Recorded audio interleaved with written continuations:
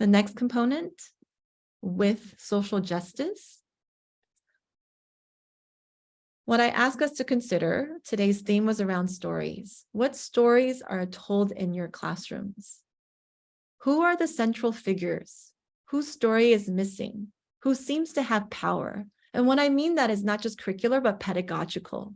In your classroom and in your schools, who speaks the most? Who comes up to share the most? How often do we ask students to call on someone to help them so they're seen as being needed to be saved? In our design, I ask us to lean on the math teaching practices that are written here, that's cited, to think about how we, and no matter what type of problems we give, should be asking our students to engage in problem solving, that we're asking purposeful questions, connecting to mathematical representations, and eliciting student thinking. Note how when I was working with you, I used the whiteboard 5 so I can see every one of your thinking and that I can build and extend from what you're doing there. It's not just, and that there's a lot of opportunities for you to choose. There's a lot of choice and agency. Things that we've noticed through time is for us to look at shifting from fixing children to looking at barriers. Here are some of the common barriers that we found through time that actually impede learning, and is also cited in the California Math Framework. That focusing on speed and memorization impedes learning. Not allowing students to determine what their access needs are impedes their learning. When we think math development is only linear and hierarchical, and that the only way to engage in mathematics is through auditory and textual means.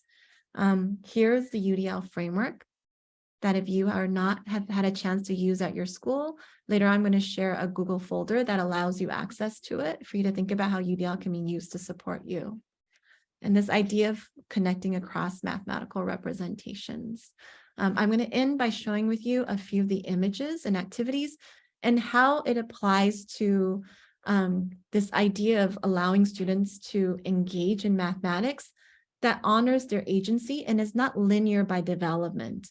Notice how these mathematical activities in which Gloria had presented, she starts by showing a problem without numbers, because she can then plug in number choices so that all students may be given a different, they can choose their own number choices, but be able to engage in the way that works for them. Here's an example of an image where, building from Gloria's problem, they're being asked to compare $1.25 versus $1.40. Look at the use, how every student is allowed to solve in their own way, and the intentional representation of the teacher, where she's adding on the academic language on there after the student says it in their own language or in their own words. That meaning and vocabulary is assigned, but first it comes from the child. It's not front-loaded first. It's not we give the vocabulary and you're asked to memorize it. And look at how students are allowed to solve across tools, from number lines to different types of the base 10 blocks. And I won't zoom there.